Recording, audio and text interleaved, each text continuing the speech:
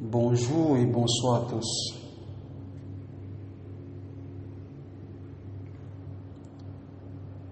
J'ai à cœur depuis un certain temps de partager avec vous sur plusieurs thèmes. Mais le thème d'aujourd'hui,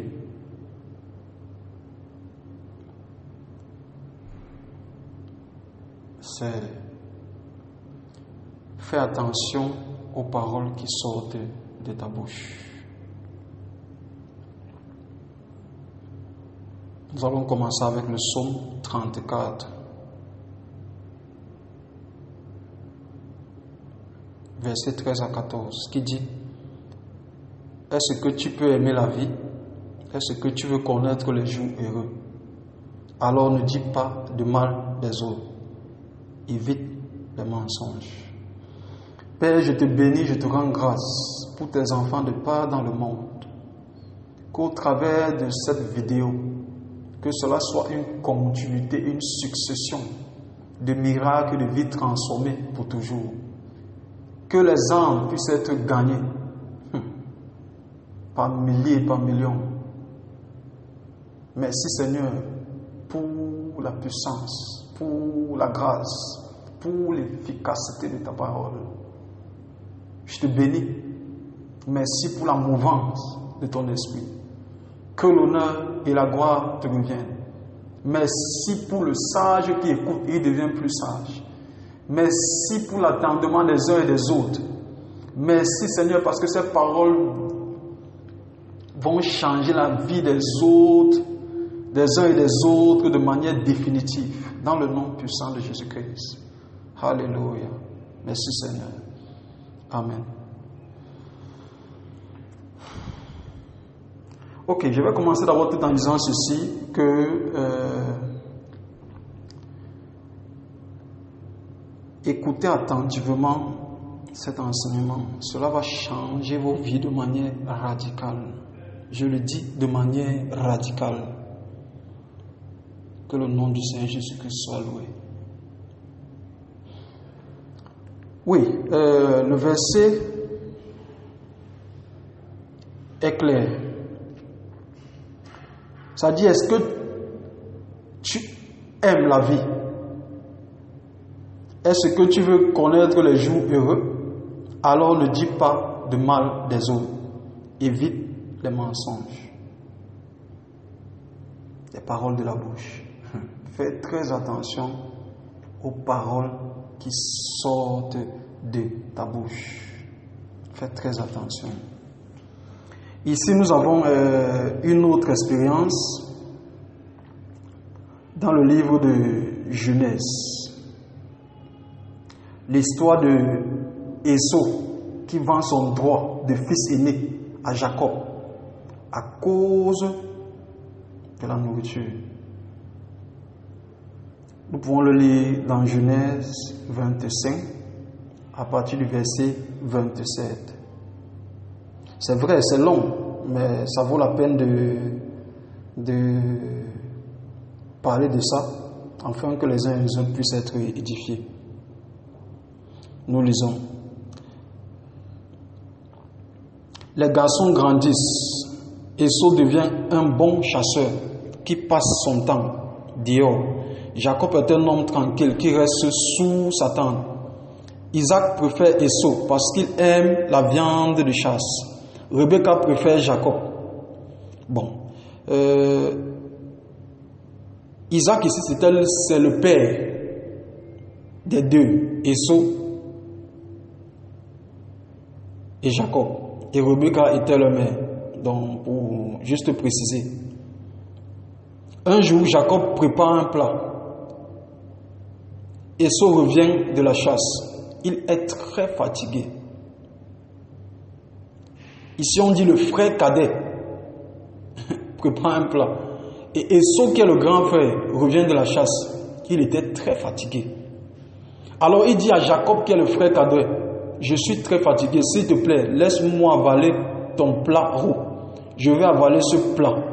C'est pourquoi on a donné à Ésaü le nom d'Édom, c'est-à-dire le roux. Jacob lui répond, vends-moi d'abord tes droits de fils aîné. Écoutons attentivement. Esau lui dit, je meurs de faim. Mes droits de fils aîné ne peuvent me servir à quoi? Jacob lui dit, jure d'abord. Esau fait un serment. Il vend à Jacob ses droits de fils aîné.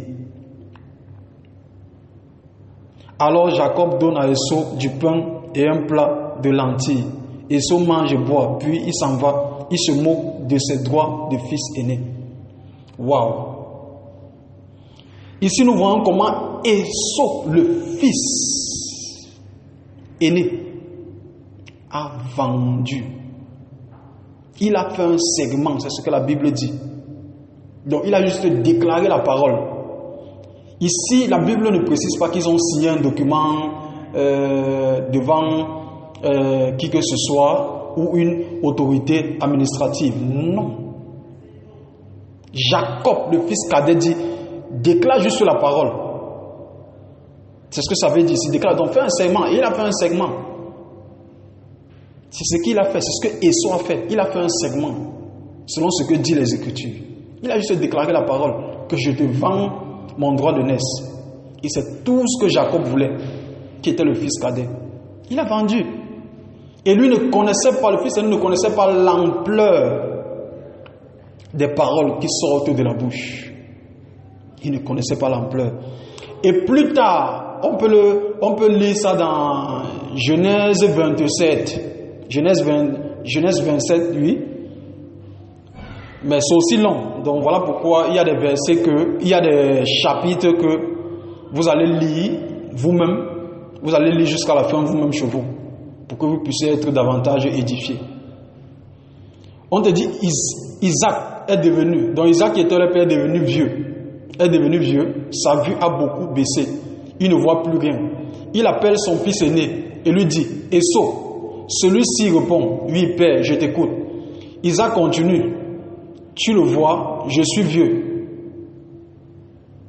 Je ne sais pas combien de temps je vais vivre encore. Prends donc tes armes, ton arc et tes flèches. Va à la chasse dans la campagne et rapporte-moi du gibier.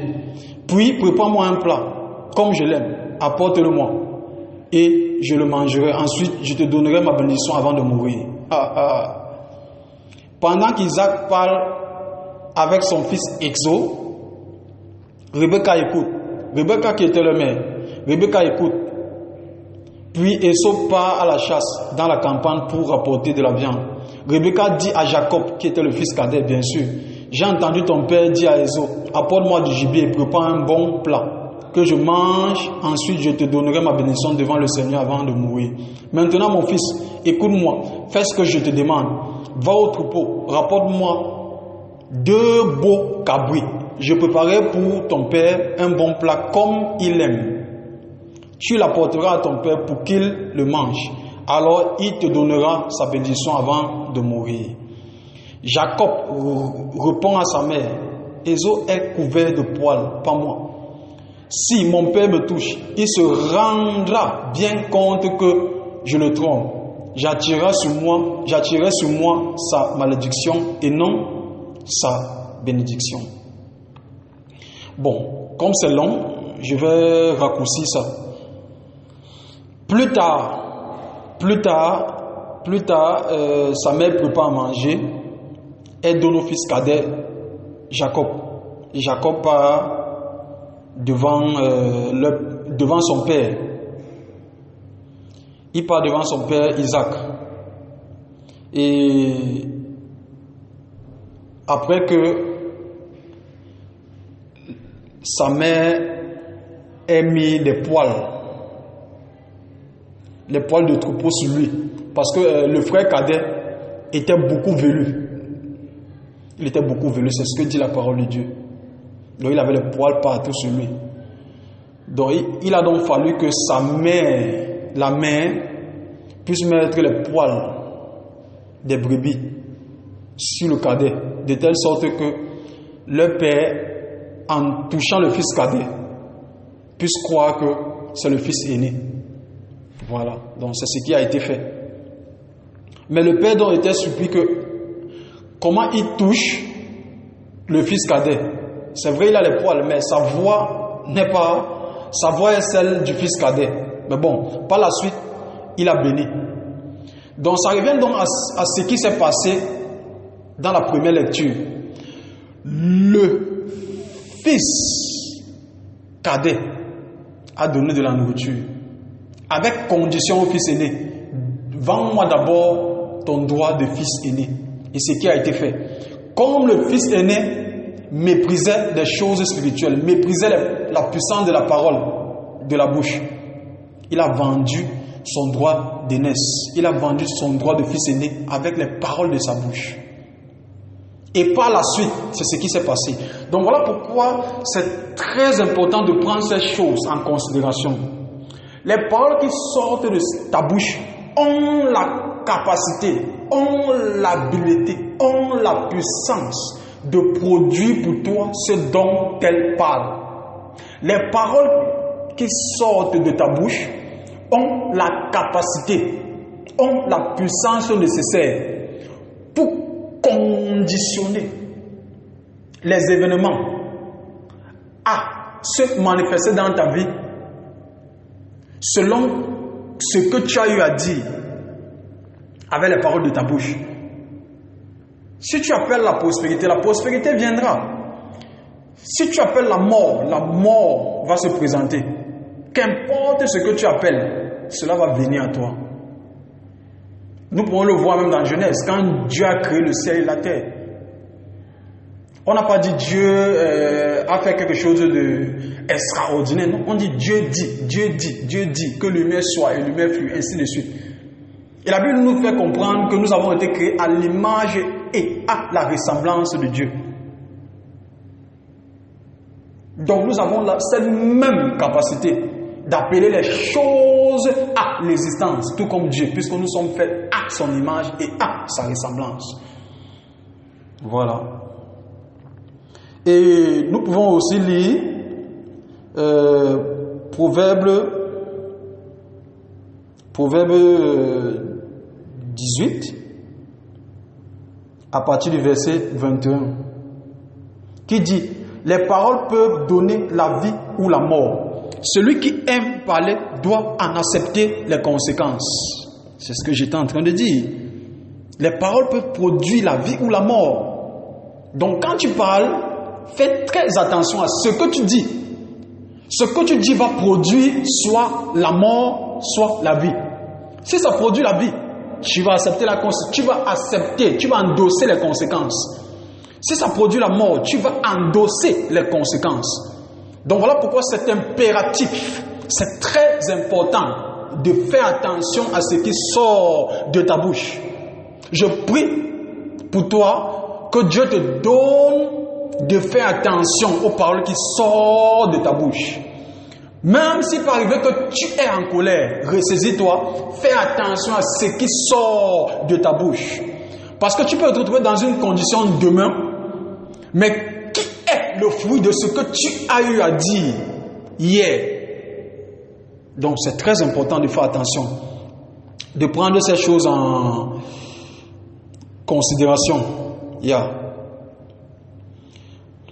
Nous lisons aussi Proverbe 13, verset 3, qui dit: quelqu'un qui veille sur ses paroles protège sa vie, mais celui qui dit n'importe quoi court à sa perte.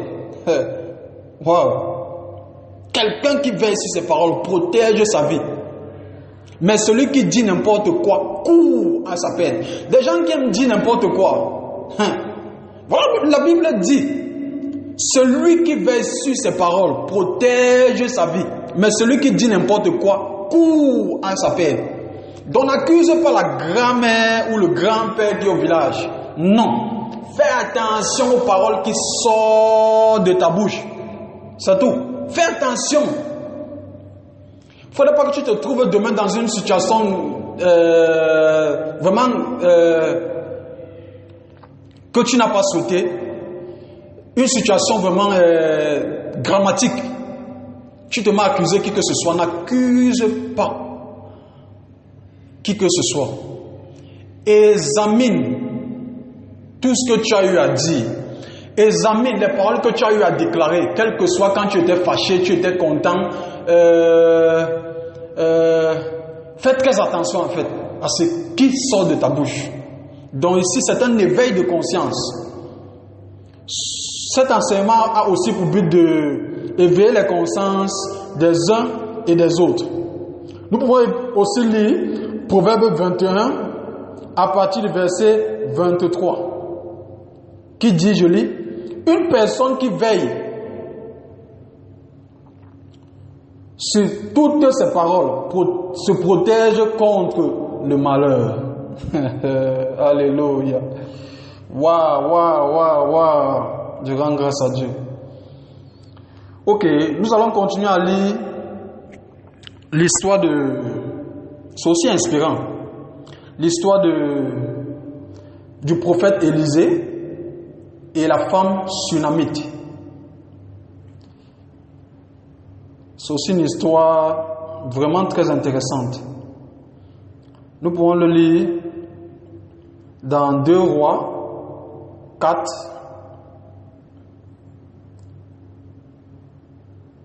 2 Rois 4.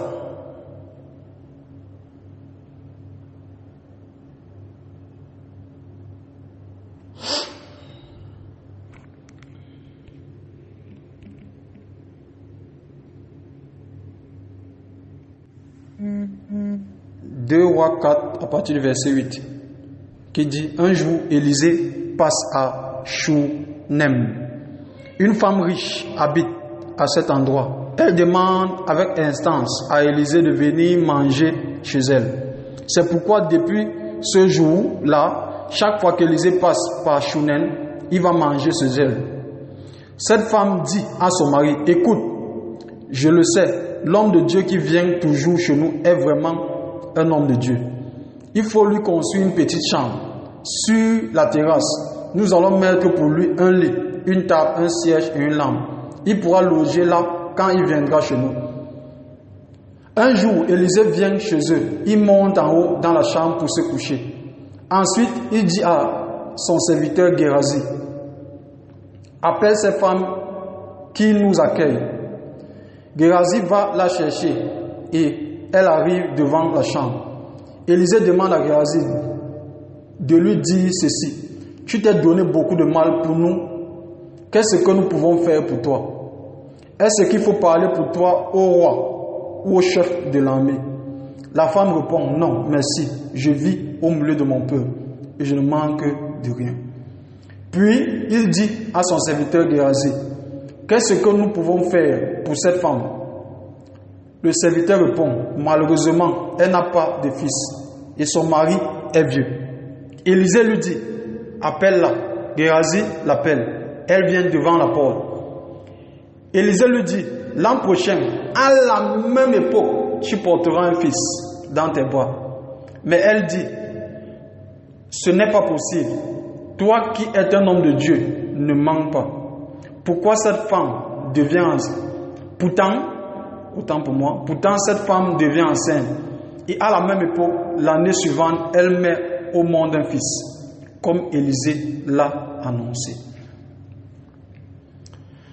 Le verset suivant, verset 18 dit, l'enfant grandit. Un jour, il va rejoindre son père au champ et travaille avec eux. Ce qui font la récolte. L'enfant se met à crier, oh ma tête, ma tête. Le père dit à son serviteur, porte-le vite à sa mère. Le serviteur porte l'enfant à sa mère. Jusqu'à midi, il reste sur les genoux de sa mère. À midi, il meurt. Alors elle monte dans la chambre d'Élisée. Elle couche l'enfant sur son lit et ferme la porte. Puis, elle va au champ. Elle appelle son mari et lui dit, envoie-moi, s'il te plaît, un serviteur avec une ânesse. Je couche l'homme de Dieu et je reviens. Son mari lui demande, pourquoi vas-tu chez lui aujourd'hui? Ce n'est ni la fête. Voilà où je veux que vous commencez à prêter attention. Ce n'est ni la fête de la nouvelle lune. Ce n'est même pas un jour de sabbat. Elle répond, ne t'inquiète pas. Une fois que son enfant venait de mourir.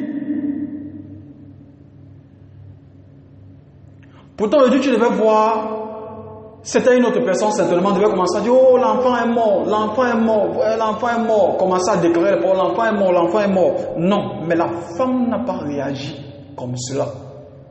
Elle dit à son mari, ne t'inquiète pas. Elle prépare l'âne et dit au serviteur, partons, conduis l'ânesse, ne t'arrête pas en route, sauf si je te le demande. Elle part vers le mont Carmel pour aller chercher Élisée. Quand l'homme de Dieu la voit de loin, il dit à son serviteur Géasi, regarde, c'est la femme de Chounem. Maintenant, cours donc à sa rencontre, demande-lui, comment vas-tu? Et ton mari, et ton fils, est-ce qu'ils vont bien? La femme répond, écoutez, la femme répond, tout va bien. Alléluia. Mais quand elle arrive auprès d'Élisée sur la montagne, elle saisit ses pieds. Géasi veut la repousser, mais Élisée lui dit, laisse-la, tu ne vois pas comme elle est bouleversée. Mais le Seigneur ne m'a pas dit pourquoi. Il ne m'a rien annoncé. Mais la femme dit, est-ce moi qui t'ai demandé un fils? Non. Je t'ai même dit, ne me donne pas un faux espoir. Élisée dit à Géasi, prépare à partir, prends mon bâton de prophète et va à Shunem. Si tu rencontres quelqu'un, ne t'arrête pas pour le saluer. Si quelqu'un te salue, ne réponds pas. Tu mettras mon bâton sur le visage du garçon. Mais la mère de l'enfant dit à Élisée, par le Seigneur est vivant, et par ta vie, je partirai pas sans toi. Alors, Élisée part avec elle. Alléluia. Ok. C'est mieux pour vous de continuer à lire la suite puisque le texte est long. Vous allez voir par la suite, le prophète s'est incliné sur l'enfant parce qu'au préalable, nous avons lu que la femme a fait coucher l'enfant sur le lit du prophète. Et le prophète Élie est retourné avec l'enfant. Avec la maman, je voulais dire. La Bible nous fait comprendre comment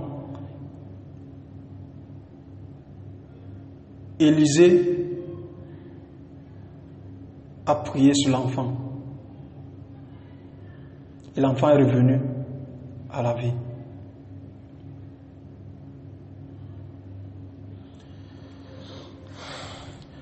Pourquoi j'ai voulu qu'on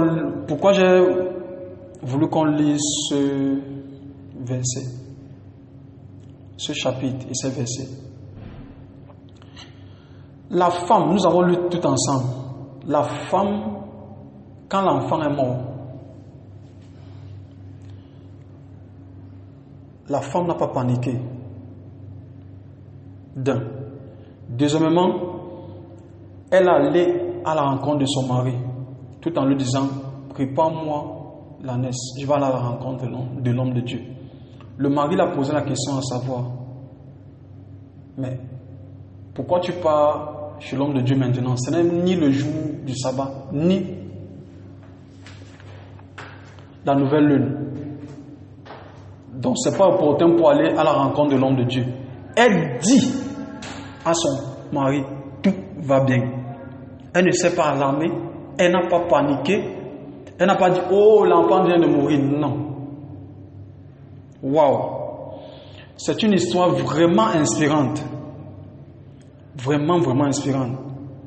Voilà pourquoi j'aime encourager les gens j'aime aussi enseigner aux gens de faire attention aux paroles qui sortent de nos bouches. De faire vraiment attention à cela. Voilà pourquoi nous avons pour thème aujourd'hui, fais attention aux paroles qui sortent de ta bouche. Amen. Donc, vous pouvez lire la suite comme j'ai eu à dire tantôt. Vous allez plus être édifiés. Ok, nous continuons à lire le psaume. Le psaume. Non, pas le psaume. Nous lisons le Proverbe. Proverbe 10. Proverbe 10. verset 19. Celui qui parle beaucoup fait du tort aux autres, mais celui qui parle peu est un sage. Amen. Ok, nous lisons aussi Romains 10, à partir du verset 9 à 10. Ça dit, est-ce que ta bouche affirme devant tous que Jésus est le Seigneur? Est-ce que tu crois dans ton cœur que Dieu l'a ressuscité des morts? Dans ce cas, tu seras sauvé. Ça continue tout en disant, en effet, quand nous croyons de tout notre cœur, Dieu nous rend justes. Quand nous affirmons notre foi devant tous, il nous sauve. Ceci également nous montre la puissance des paroles qui sortent de notre bouche. Par le salut, par la puissance qui sort, par les paroles de ta bouche, je vous l'ai dit, ça te donne également cette opportunité de recevoir Jésus dans ta vie comme Seigneur et Sauveur personnel. Pour ceux qui ne sont pas encore nés de nouveau, c'est une opportunité pour vous de recevoir Jésus dans vos vies comme Seigneur et Sauveur personnel. Si tu veux recevoir Jésus dans ta vie comme Seigneur et Sauveur personnel, voilà cette opportunité. Cette opportunité est pour toi à présent. Parce que Jésus est mort à la croix pour tes péchés et pour que tu sois aussi sauvé. Tu n'as pas regardé, j'ai eu à passer une enfance difficile, je me suis prostitué, j'ai braqué, j'ai tué, ainsi de suite. Jésus est mort pour tes péchés et pour que tu sois sauvé. Donc, reçois Jésus maintenant dans ta vie comme Seigneur et Sauveur personnel. Donc, tu fais cette prière après moi. Ô éternel Dieu, je crois. Fais-le de tout ton cœur. Fais-le vraiment en croyant. Fais-le vraiment en croyant. Fais-le en croyant. Parce que nous avons lu que les paroles sont puissantes. Fais-le en croyant. Et Romains 10, verset 9 dit qu'il faut le faire en croyant de notre cœur. Tu dis après moi, ô éternel Dieu, je crois que tu as envoyé ton fils Jésus venir mourir à la croix pour mes péchés, afin que je sois sauvé. J'invite Jésus maintenant dans ma vie. Je le reçois comme mon Seigneur et mon Sauveur personnel. Et je reçois la vie éternelle maintenant dans mon esprit. Je déclare que je suis un enfant de Dieu. Je déclare que le plus grand en moi est celui qui est dans le monde. Père, que tous les années de ma vie soient pour ta gloire. Je déclare que je suis enfant de Dieu maintenant. Je suis né de nouveau. Merci Seigneur. Que tous les années de ma vie soient pour ta gloire. Amen. Waouh. Comme la Bible dit, pour une âme qui se repent, il y a la joie dans le ciel. Félicitations pour ta nouvelle vie en Christ. Merci pour le temps que vous avez consacré pour écouter cette vidéo.